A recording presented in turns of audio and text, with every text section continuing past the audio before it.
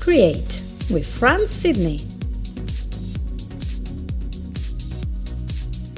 Hello everyone and welcome to episode 33 of Create, how to create the life you always wanted.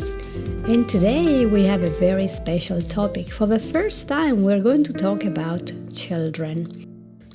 And why should we do so? It's because if we look back at the child that we used to be, we can trace those moments in which we had an interest, and we can see if our parents and peers and teachers were helpful or not in allowing us to grow this gift that we sometimes miss today. This is the whole purpose of my podcast. It is to understand that sometimes we are not able to develop this gift until much later. So what can we do to revert this process? Therefore, I decided to devote a special episode on children, how to encourage, how to support, how to nourish the gifts and talents that our children are born with. Why is that? Because although, of course, we can all grow and develop and learn lots of things, and that's the whole purpose of our life, is to learn so much and then to share it with other people. But I think it's important to know that it is very possible that we are all born with our brain wired in a special way, and this wiring allows a specific person to be particularly interested in, maths or figures, or maybe sculpting, or maybe this person is very good at dancing, automatically, just nature. So all of us have particular gifts, and we are born to use these gifts, to develop them, to grow them. And with those gifts, we might get a very, very good passion or hobby. We can become even so good that we have a job. We are paid to use those gifts, and that will make us for an amazing career. And in any case, this gift is a special thing that we have. Maybe it could be our mission here on earth to have really life purpose. And what is life if we do not have a purpose? Isn't that a tragic thing to do? To look every day at the day that is going to come, and we say, oh, well, it's the same old thing. While instead we could do something different. We can wake up with enthusiasm, knowing that we can use this gift to grow, to feel happier, to feel balanced, and to help other people, whether as a charity, as a service, as an act of kindness, or even as a job. So the possibilities are many. Now, if you have read any of my articles, you will know that many times during a hypnotherapy session, a rapid transformational therapy session, it happens that the person that came for one issue comes out with something else that we didn't realize, because we realize during the session, during the hypnosis, even during the discovery call, that the real problem has started when the person was younger, even a child, even a toddler, and this person lost the confidence to use those gifts when the person was very, very young. What happens, just to make it very short, because that's not the purpose of the episode, but what happens is that there are three possible things that happen most of the times, and it's our very well-meaning parents or teachers or peers, or maybe another person outside of our family do something or say something that eventually will make our confidence in using this gift absolutely shrink and sink, and we will feel that we're not good enough, or if we pursue this gift, are never going to get a job, we're never going to have worth. And so slowly we stop using this gift and we stop developing it, and then we wonder for the rest of our lives why we feel that we're not settled, we're not aligned. This, of course, can be reversed with therapy, sometimes with very simple coaching if there isn't any very deep-seated problem. But anyway, that's not the purpose. Let's move on. So once we realize that as parents, as peers, as teachers, we can really damage people by making toxic comments, or even by making comments that are meant to help, but they are interpreted in the wrong way. Let's then do a reverse engine operation and say, well, what can we do then to avoid this loss of confidence? What can we do so that we raise children that are resilient and are strong and are able to find a job, find a place in society, but at the same time, they're using their gift that they are born with, so they feel more in balance with their own nature, with what they really like. I thought about this and I traced myself back to when I was younger. And I tried to remember what I liked doing and how did I feel when other people interacted with me and how they interacted with what was my passion and what was my talent. And you can do the same. You can ask yourself, what is it I really like to do between the age of 5 and 15, which is where our main talents really emerge. Was I always drawing? Was I always kicking the ball outside? Was I doing roller skating? Was I lecturing people and giving talks and presentation? Was I acting and reciting poetry to people? Or was I don't know, doing something very specific that people kept identifying with me? You know, every time you see Johnny, he's doing X, Y, Z. So what was your main interest? Apart from playing with Legos and playing with dolls, yes, we know that, children play. But what was your real focus when you were left alone to do nothing? That was the first step. And then I want you to think about the hobby that you had. I'll pick up drawing because that's one of the many things that I really like doing. And now ask yourself, what were your parents doing, your brothers and sisters, your grandparents, your friends, your teachers, regarding you and your gift? Were they honoring this? Were they recognizing you were good? Were they pushing you to get better and better, so much that you crashed and you just left it? What was going on into this environment, right? What was going on that was positive or negative regarding this gift? Every story is different, so I'm not going to tell you what happened in your case. For example, in my own case, although everyone in the family knew that I loved drawing, I remember never being given a book or the possibility of doing a course or anything that would allow me to grow into this gift. All I remember is that I had paper, I had pencils, and I had things like felt pens. But I never had like professional stuff or very good art grade materials. So of course as you well know, if you're trying to do something with low grade materials, the results are not going to be very, very good. So you might just lose enthusiasm, right? So one thing that I've learned when I was young is that unless I decided to take a step to do my drawing time, nobody else was going to say, okay, Franz, it's time to go and do some drawing. You're so good at it. Come on, let's do this, let's do that. I had to make the decision. And sometimes because of the pressure to study at school, it was a very demanding course. I had to learn Latin and Greek and do a lot of homework. So I was quite tired in the end. And so perhaps I didn't really think, because it takes many, many years to actually develop this self-identity, to know who you are, what you really want. Until like you're 15, 20, you don't really have this big self-awareness because you're not mature. So sometimes you have this fleeting idea that you like something, but it's not quite all there. As you all know, because I said this in the past, I was not allowed to choose a high school that was aligned with my goals and with my passion. My 4 things that I really like were gymnastics and music, there were languages, there were playing the piano, there were dancing, drawing, and really none of this was included in the school that I had to go to. Why was this school chosen? It's not because I had mean parents, quite the opposite. It's because they really cared about me, and because they were business people. They thought that my best chance of making a living in the future was to study business, accountancy, to become a good accountant and a secretary, so I would get a nice, comfortable job in an office, and I would be able then maybe to run their company when they would maybe retire. So I think that was a very wholesome goal for them and from their point of view. There's nothing wrong with that.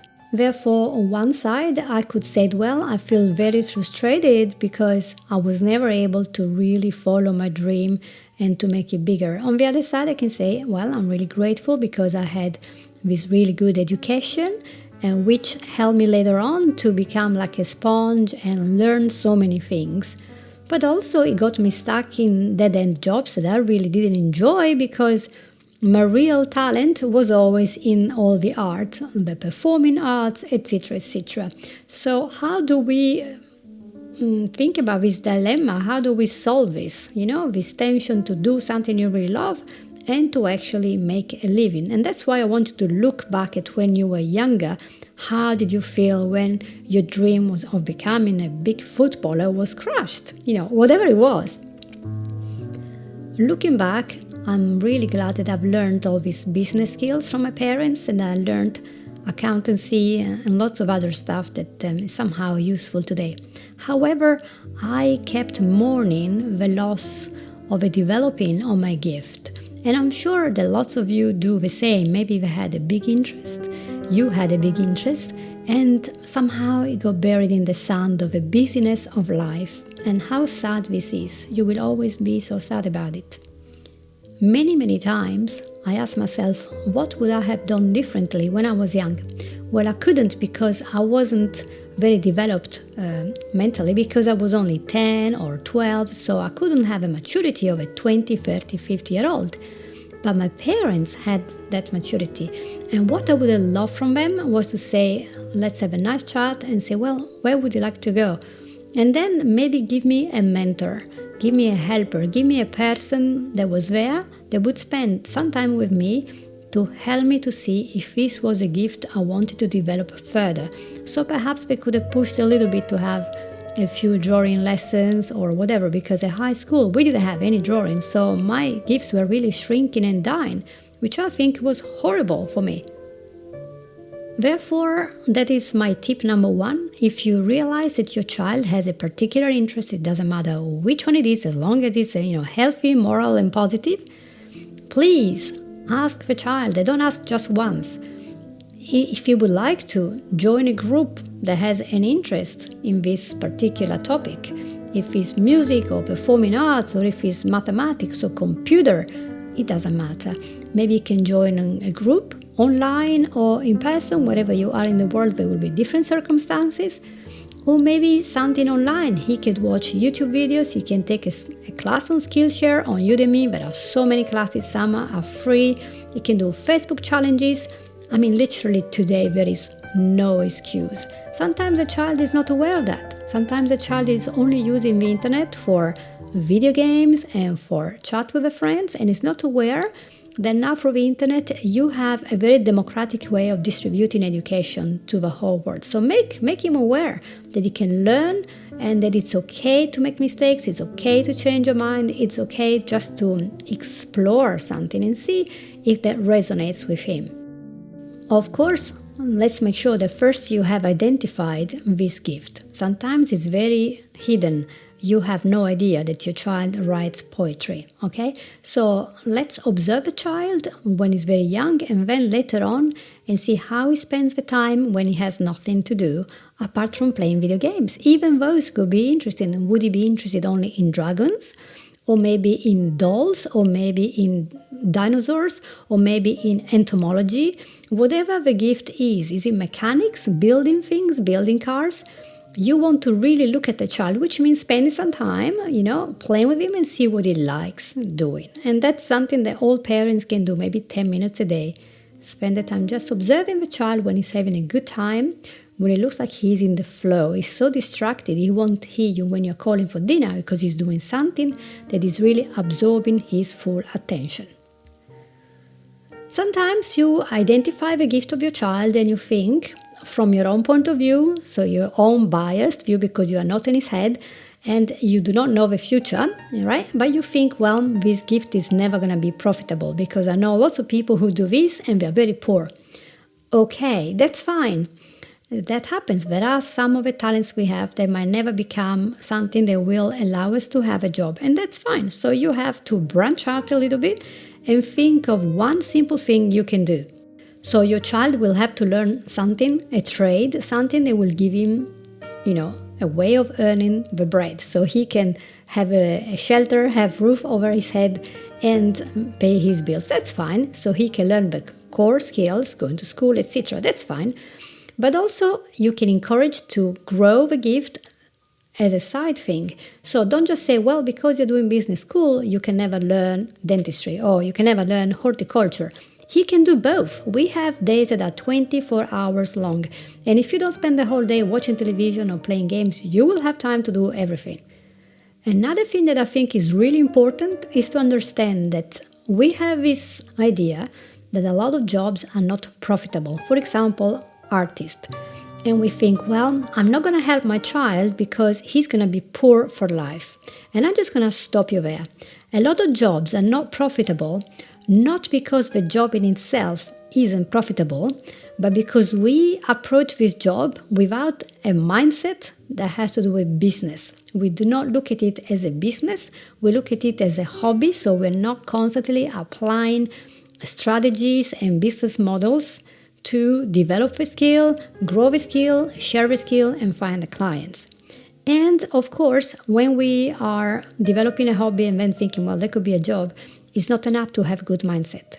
You really want to learn about business and marketing and take courses, because when you're an entrepreneur, you need a particular set of skills and set of actions that you have to take all the time in order to grow this skill and grow your business. And this is something that will require a lot of work for the rest of your life to build the business. So in life, we have two types of job, right? One is self-employed and one is employed. When you're employed, you just go home every day, forget all about your job and do something else. When you're self-employed, you don't forget about your job. You have to spend time because you are responsible for finding your clients, for creating a system that will create more clients by referrals, word of mouth, etc. So when we are helping the child to develop a skill, if we think that this could become a job in the future, you have to start teaching the child how to make this skill shareable, how to grow a mindset that he can do anything. So you have to actually believe that this is possible. And if we start telling to our child that he's never going to get a job, he's never going to earn anything with that, well, good luck, because we are destroying in the bud all his confidence, and he's just going to turn to something else that might be profitable, might give him a lot of money, but will never be aligned with what he's born to do. And that is very much a sad thing to behold. So how do we grow this skill? There are loads of things you can do. You can, first of all, allow the child to explore. Don't make assumptions and think that you know everything about it.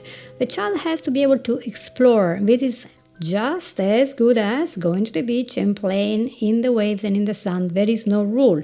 When you're exploring something new or something that you want to develop, you must be able to splash in the water as much as you like. You don't want a parent standing there and telling you how to do it.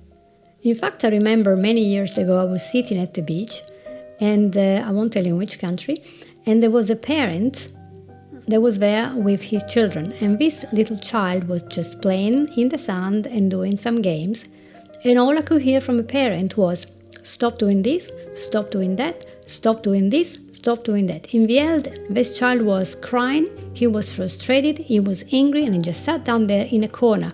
And I mean, really, we are at the beach, we are in nature. This is the most fantastic time of the year, and you are destroying all the time that this poor child is having. Just let him play. You know, he wasn't killing anyone. I was like 2 meters from them, and I felt so sorry for this child because he got told off for everything. So if you keep telling the child off when he's just having pure fun, just like that when he learns to relax and to explore, then don't complain later that your child is like... he doesn't have any confidence, he won't try anything new. Well, he won't, because when he tries, you have killed him. How do we allow this child to explore? Well, there are many, many, many things. There are fairs, there are museums, there are videos you can watch. There are things like making things together that allow you to use so many special and really physical skills that we can all use for developing our brain. Remember, when we grow one part of the brain, there are other parts of the brain that as a result develop better.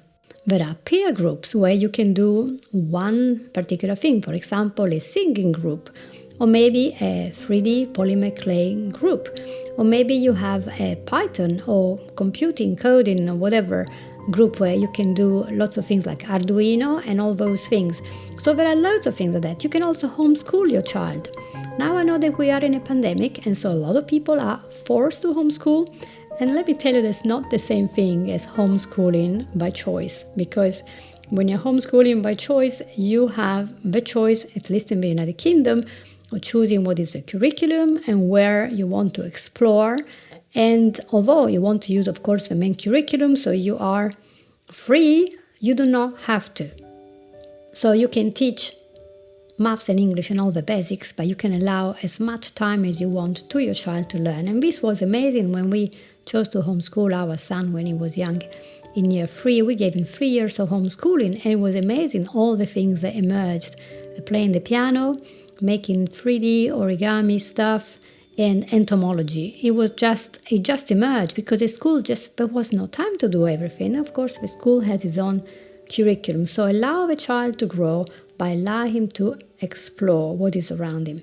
There are, of course, lots of things you can do. For example, when you do a Christmas gift, you can think about an interest. If a child likes insects, you can give him a book about entomology instead of the usual money or video games or sweets.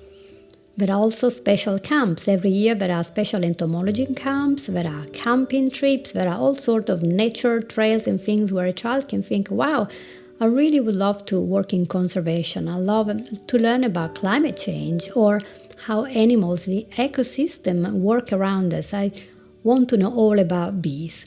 It could be something that will lead him to have a degree, a formal qualification, or it could be something that becomes, I don't know, maybe a step to become an amazing farmer that really works with biodiversity or develops a new pesticide that is completely natural. Who knows? But you have to start by getting the child out of his own box and expose him to loads of different things so he can see, well, I like this. And as for foods, you have to give him many, many chances to be exposed and not just one and then say, well, he didn't like it. Well, you can try it again in a couple of weeks. Maybe he liked it later. Of course, we all have our preconceived ideas on how something has to be done. And that's fine because we are adult and we have experience, and we might even be a pianist, or we can be a professional dancer, or we can be a lawyer, a doctor. We have our idea how things have to be done. However, it is very important to give positive criticism. Instead of putting people down and say, oh, this is rubbish, you're absolutely bad. Try to be positive and say, what would happen if you change this? What could happen if you added that? So make the child feel free to be able to change things and to approach a problem in a different way. And of course, it could be that your child will lose interest in this skill. Ask yourself, why is he losing it? Is it because you're making it a very difficult thing for him to do? Is it because he's becoming your trophy child and you go around showing off to everyone how good he is and he doesn't want people to know about it? There could be loads of things that are happening in his mind. While this is all happening, you want your child to be able to learn all the core subjects. And it could be that at school or in homeschooling, a child will absolutely hate one subject because he's not interested, he's not doing well. But for example, let's say your child loves, 3D, he loves making things, but he absolutely hates history or geography. Well, it could be that maybe he doesn't like to hear a story about geography or history, but maybe he would like to make a 3D model, a poster, something that he can touch. Or maybe he likes performance, and so he could do a performance, to study that particular subject.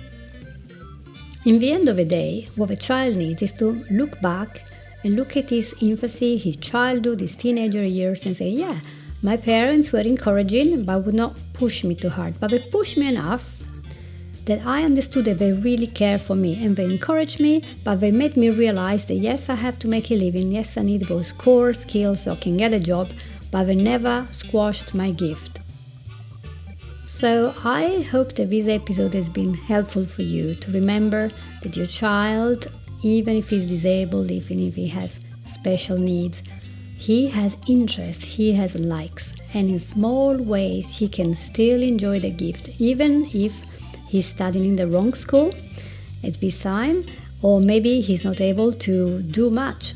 But there is always something that you can encourage, that you can help him to grow. And sometimes it's the small things that make a huge difference. When we feel that we are loved and appreciated, and that we might have to find a job that is not very much what we wanted to do, but we're still able to relax, to unwind and to feel special by using this gift that we have been able to develop, that we can still find a lot of happiness in our life. Thank you so much for being with me today.